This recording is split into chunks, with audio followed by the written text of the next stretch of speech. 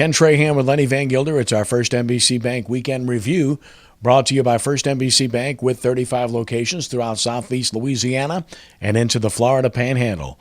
That's First NBC Bank, proud sponsor of SportsNOLA.com.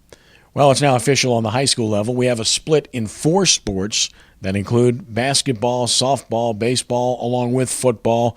Lenny, 3 years down the road, the needle really didn't move. If anything, there was more hostility towards splitting in more sports.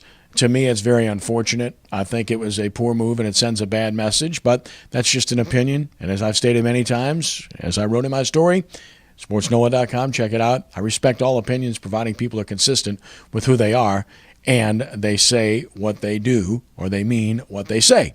So as a result, here we are with 4 sports split, and now it leaves people looking at scheduling nightmares. It leaves people with diluted playoffs to the nth degree, and it leaves, frankly, private schools pondering their future in this organization.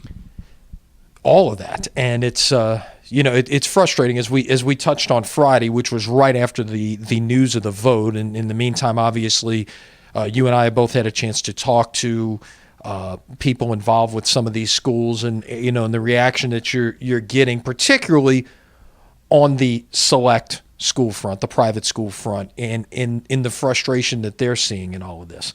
And you had an extensive chance to visit with Eddie Bonine on your radio show Saturday morning. The audio, you can find it at SportsNOLA.com. But it really does send a bad message, like you said, and this is not a good time for the Louisiana High School Athletic Association. There are some people, obviously, that think they've won, but I don't know that there are any winners in this situation. Yep, seeing the clapping when the vote came down, I think was very unprofessional and very unbecoming. A business decision is a business decision. I'm not sure it's something to clap and get cheerful about and put it in the face of others, but again, that's just my opinion. So we move on, and of course, speaking of high school, we venture into another sport at SportsNOLA.com. Monday afternoon, we'll have people having a chance to see bowling on the website. Bowling. You and I know the sport fairly well. We'll be Mike's side for it, and first chance either one of us have had to broadcast bowling before. It should be a lot of fun. It's a fun sport on the high school level, and we're going to see 2 of the best in the New Orleans area in our featured match on Monday. There'll actually be 7 matches going on at one time, but Brother Martin and Shaw are probably the 2 best teams right now, at least on the boys' side, in the New Orleans area. They will go head-to-head on Monday. Brother Martin, the defending state champion. Shaw has almost everyone back, and they really gave Brother Martin as good a run for their money as anyone did in the playoffs a year ago. So should be interesting. Practice balls at 3:25. They get underway about 3:35 at Bullmore AMF out in Kenner, and we'll keep you up to date with everything that's going on, not just that match. You were courtside for LSU against number 1 Oklahoma in basketball this past Saturday. Great game and a bad outcome for LSU after they led pretty much the whole way.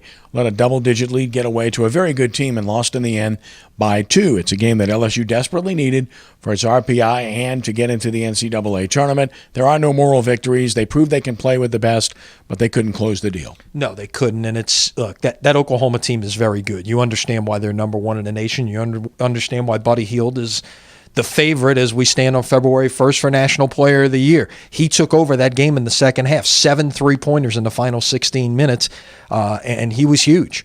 And the thing you scratch your head about is why LSU's best player was essentially invisible for the last 5 minutes of that game, Ben Simmons.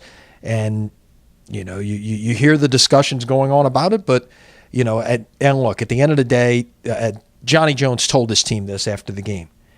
If they're the number 1 team in the nation, what are we? We're pretty close. We can obviously play with them. Now, granted, it was on LSU's home court. If that's on a neutral floor or that game's in Norman, it's probably a little bit different.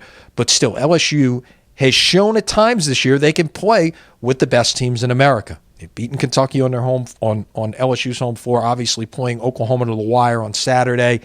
It's got to be a consistent thing, and they've got to get some things refined down the stretch if this is going to be a tournament team. Well, I thought the way they actually slowed down the game and held the ball for long periods of time when they had the lead was, frankly, poorly devised and advised, because they got to where they got playing a different way, and that's not the way they play. And then secondly, it's on the coach and it's on Ben Simmons both to be incumbent upon touching the ball. We're not talking about taking shots, although I do think he needs to take some more shots. It's more a matter of playing through him. If he's your best player, if he is your primary facilitator, why isn't he getting the ball? Why aren't they playing through him? Because that was basically the last 7 or 8 minutes of the game. It was, and the one thing that I notice is this. When there's an out-of-bounds situation, Simmons inbounds the ball. Correct. That makes it hard for him to to initiate if he's the one inbounding to someone else. So, you can run things and get him open, let somebody else inbound the ball, and now the ball's in his hands. They can't deny him the ball once it's in his hands. And don't tell me about freshmen deferring. He's only going to be there 1 year anyway. This is a different time and place. That whole concept is long gone. You have to assert yourself immediately and be the man like Buddy Hield did. And Oklahoma won the game. Now we move on to the professional ranks and the New Orleans Pelicans. We said they'd have to win 6 out of 7 of the home games. Here they are on the precipice of doing so as the homestand comes to a close against a good Memphis team whom they lost to in very close fashion on ML King Day. So here they are at home on a Monday night, and this becomes a big game. Yeah, that's the last time the Pelicans were on the road. It was 2 weeks ago today against Memphis, and it's really a key game. Really, they have not even winning 5 out of 6 here at home. What, have they made up a game? They're three out now from the 8th spot. This is a tough week, and this is I would think this next 10 days could really tell you a lot about how this season is going to go, because they've got, obviously starting with this game Monday night, but you've got some very difficult road tests in there that they need to find a way, I think, to steal one of these road games that's coming up in the next 10 days, starting with Wednesday night in San Antonio, Saturday night in Cleveland, and then next Thursday night, the last game before the All-Star break at Oklahoma City. I think you need to find a way to steal one of those 3 games if you're truly going to be a contender in the second half of the season after the break. I think you just mentioned 3 of the best 4 teams in the NBA in that mix. The good news, they do have a back-to-back, but the back end of the back-to-back is the Lakers, whom they owe 1 to after blowing one out in Los Angeles at Staples Center. So stay tuned for that. Senior Bowl history and some locals showing good in that game. They had good weeks. Debo Jones certainly got great reviews.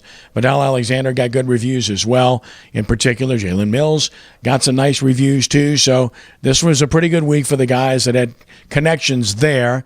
And, of course, it was a good week for some guys who probably weren't as focal, or the focal point, I should say, of the attention going into it. So that's always the case, and the Saints got a good look. Yeah, they did. And obviously it's a key time to be able to really get around those guys for a few days. And kudos to another Louisiana native, Dak Prescott, named the MVP for his performance, the Mississippi State quarterback. So, now, the scene kind of shifts a little bit here. You get ready. You got the Combine at the end of February.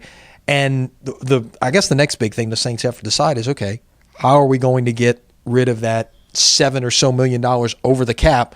It could be as simple as redoing Drew Brees' deal. It could be done in one swipe of the pen to paper. So let's see how they go about that, because they obviously have to be under the cap by March the 9th, I believe it is when the league year starts. And then, of course, there's the Pro Bowl, and who cares? Let's move on. National Recruiting Signing Day coming up on Wednesday. It's a big day. Some big decisions are still to be made. Yeah, this is interesting. We've moved more and more to the time when a lot of decisions were made on signing day. Now you see them made far out in advance. We got a couple of high-profile guys from the New Orleans area who are going to decide, or at least make their decisions public on Wednesday, and that's Christian Fulton from Archbishop Rummel and DeAndre Christmas-Giles from St. Augustine. And if LSU lands both of those, what is already going to be the number 1 class in the country is going to get even better. Let's see how that all plays out. And, of course, there's no better place to be than right here at SportsNOLA.com for your coverage. And a wrap-up of the day, Wednesday night at 6, WHNO TV 20. Prep Recruiting Insider Rick and Renee will break it all down. But for your day-long coverage, stay right here. We'll have it from the gun all the way to the end. I'm tired just from listening to him. And we've got to do it, but that's okay. We'll have fun in the process. It should be a great week, and we're looking forward to it. So that's our First NBC Bank Weekend Review, brought to you by First NBC Bank with 35 locations throughout Metro New Orleans and beyond. That's First NBC Bank, proud sponsor of SportsNOLA.com. Have a great week. All right, we'll see you a few times this week. That's right. You have a great week as well. Until next time, Ken Trahan, thanks for joining us, and God bless you.